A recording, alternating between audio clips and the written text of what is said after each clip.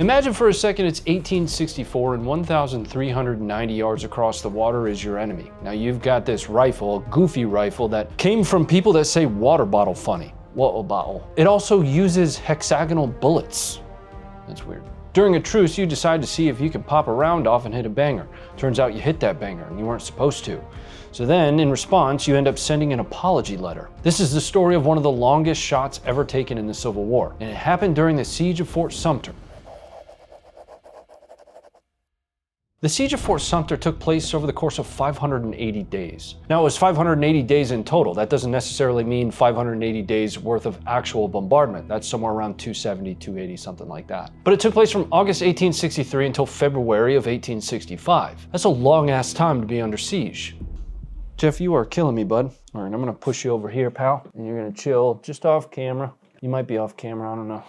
Fort Sumter is not only the origin story of the Civil War with its bombardment and capture by the Confederates in 1861, it's also key terrain for the Confederates. It protects the entirety of Charleston Harbor. Charleston was the Confederacy's primary blockade running hub. See, the Union had been running a blockade to keep supplies from coming in and exports from going out. Fort Sumter's position is and was perfect to provide fire across the entirety of the mouth of the harbor. That was supplemented over time after capture in 1861. That included battery emplacements to the north, like at Fort Moultrie, as well as to the southeast on Morris Island. Morris Island is where we're going to spend most of our time for this. By 1863, the Union decided that it was time for them to tighten their grip around the blockade, specifically around South Carolina. You see, South Carolina was considered the seat of secession. It was the first state that ended up seceding, and Charleston Harbor was one of those key locations that the Confederacy used to keep the secession effort alive. Let's go back to Morris Island. Morris Island was home to two key fortifications that we're going to talk about. One being Fort Wagner, the other being Battery Gregg. Fort Wagner is one that you actually are probably familiar with, especially if you've seen the movie Glory. The movie Glory tells the story of the 54th Massachusetts. The 54th Massachusetts was an all-black regiment that ended up attempting to storm Fort Wagner in a frontal assault. It turned out to be absolutely disastrous for the 54th.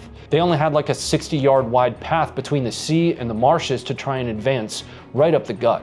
Now, Fort Wagner would eventually fall. One of the things that the movie gets wrong is it says that Fort Wagner never does fall. Well, it does. That's because the Union realized that it was stupid to try to assault it right up the gut, and they chose instead to put it under siege. 60 days later, the Confederates chose to withdraw from Fort Wagner. The withdrawal from Fort Wagner, though, also made it possible for the Union to capture Battery Gregg. Battery Gregg is the key fortification that we're going to talk about here.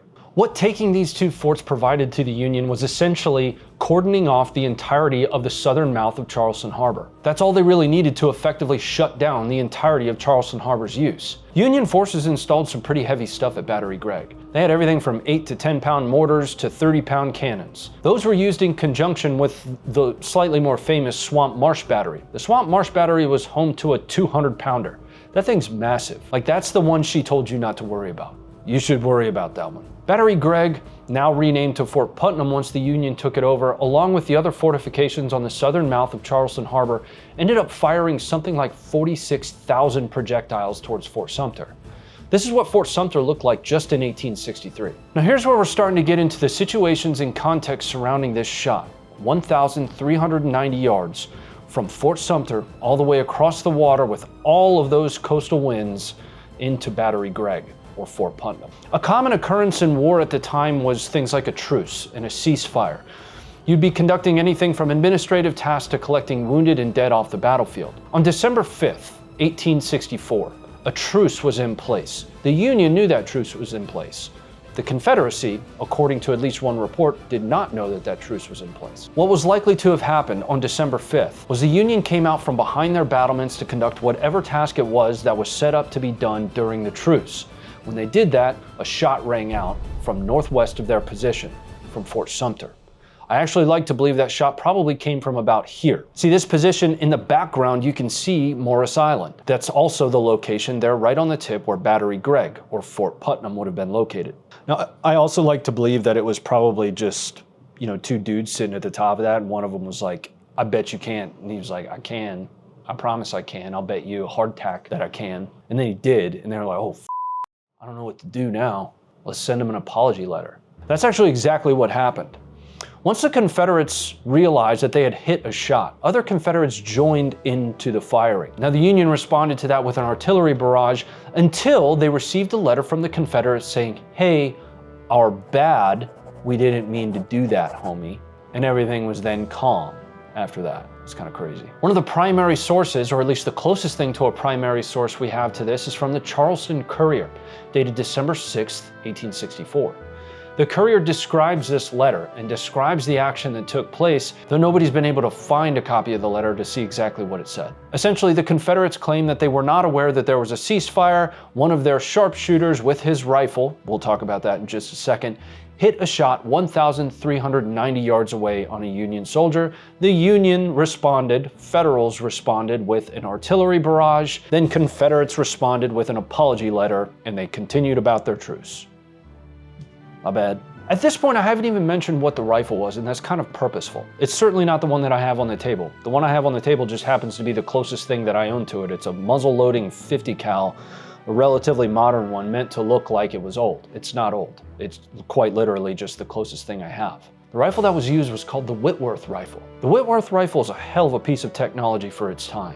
You see, the Whitworth used hexagonal bullets. It was chambered in .45 caliber with hexagonal rifling. This was an absolute masterpiece of a long gun. The Whitworth was claimed to be capable of reaching all the way out to 1,800 yards. I mentioned hexagonal bullets. It didn't have to use hexagonal bullets though. It could also use cylindrical bullets. Now, these aren't necessarily round balls like you might be familiar with out of muskets. These are still elongated bullets that themselves have a higher ballistic coefficient than round ball. But the hexagonal bullets, these were designed to be fired out of the Whitworth. They provided a higher opportunity to reach out even further.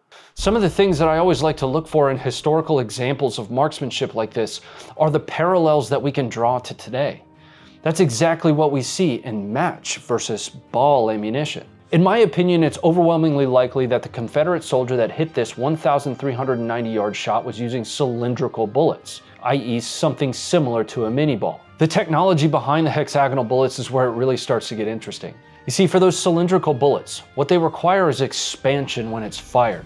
It expands just a little bit to catch onto the rifling, which allows it to spin stabilize it, stabilizing it in flight as it moves towards its target. The hexagonal bullets didn't need to expand, so they could be a harder cast. That once again supported higher ballistic coefficients, allowing it to reach further and further. The only reason I think that it might have been cylindrical is because they'd been under siege for like a year plus at that point. How many of those were they gonna have? The South wasn't necessarily known as, some industrial paragon or powerhouse. I don't know. I have no idea. Ask the guy that got shot what kind of bullet it was. It was the Hurdy kind. That's what it was. From an energy perspective and from a speed perspective, that's also where things are interesting with the Whitworth. The Whitworth had an approximate bullet weight of about 530 grains. That's going to have a black powder charge of somewhere between 70 and 85 grains. Those two things combined are going to result in about 2,150 feet-pound of energy at the muzzle. That's pretty nuts for the time. That's crazy. That would be from a muzzle velocity of about 1,350 feet per second. That's stupid. When it arrives on its target at 1,390 yards, it's still going to be carrying with it something like 600 feet-pound of energy. Yeah, 600 feet-pound of energy. That 6.5 Creedmoor back there at 1,390 yards has about 600 feet-pound of energy.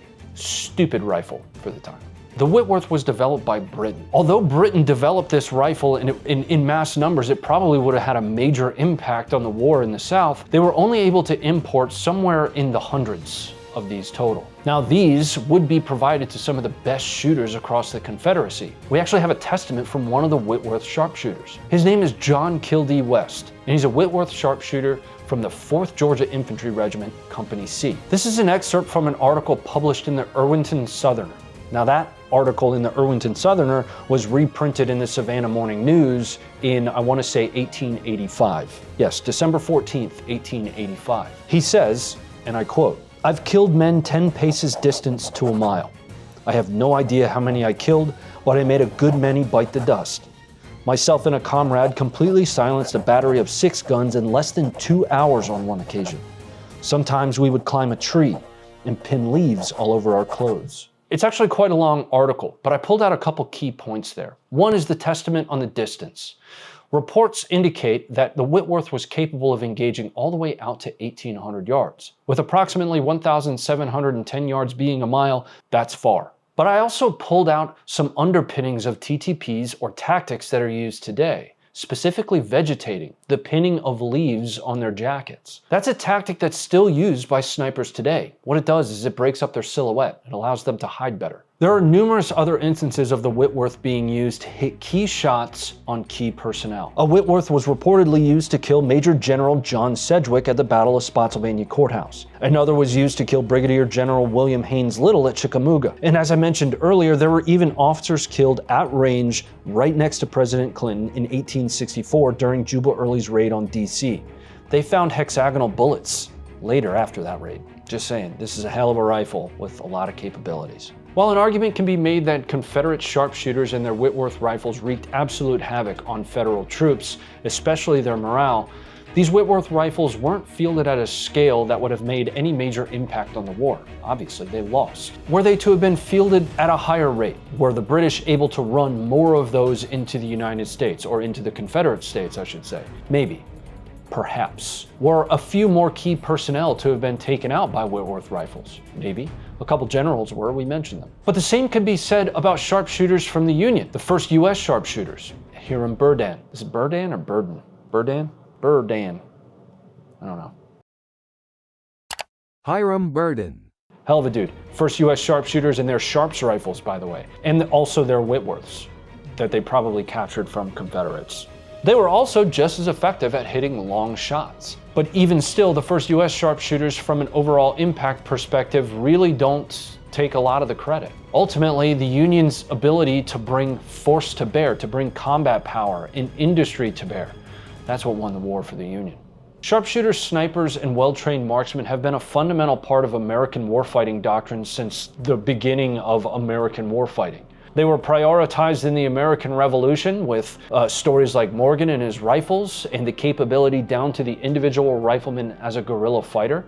Those same tactics employed by General Washington, all the way to now with the changes that the United States Army and other services are making to their qualification standards. We've always prioritized the capability of the individual and how the individual then interfaces with every level of the rest of the force. You oppose that to something like a Soviet or a Chinese doctrine, which rely more on the collective capability of everybody en masse rather than the capability of the individual. Marksmanship is such a key component of how we do things militarily and how we do things even as civilian, with civilian participation in things like the move westward, acting as scouts with their repeater rifles, while the United States military still had their outdated rifles. Civilians having the arms that were more capable in a lot of circumstances than their military brethren. It was never designed to be that the military had the best capabilities in hand. Civilians were always meant to have the same capabilities on hand as their military did, as their government did. It is by definition the reason that they wrote it second,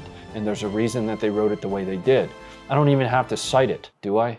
These days we continue to find ways to engage the enemy at more and more distance. At this point we're well beyond visual range, not just in the air, but also on the ground. That gray area that drones fill is one that I'm always happy to talk about, whether it's at Funker 530 or right here when we talk about marksmanship. The use of drones transcends every other function and form of warfare that we have. They do not replace the sharpshooter. They enable the sharpshooter. They do not replace the sniper or the well-trained civilian in defense of his home, life, or liberty. They enable him. You should get one. Drones are sick, man. Seriously. That's going to be it for this origin story of American marksmanship. That 1,390-yard shot was an absolute banger. It really doesn't matter what you think about the politics there. Those are the things that we're here to examine, objectively as often as possible. There's no such thing as non-bias. As humans, we are all biased, but what we can hope to do is evaluate historical situations with a historical lens, not necessarily with a modern lens. Each time you try and look at history with a modern lens, it becomes distorted in your modern perspective. Looking at history in its original lens, at least as best as possible, allows us to stay objective, to learn lessons from those things. And that's what we're here to do from a marksmanship perspective. I hope you guys enjoyed this episode. Go be great and shoot straight.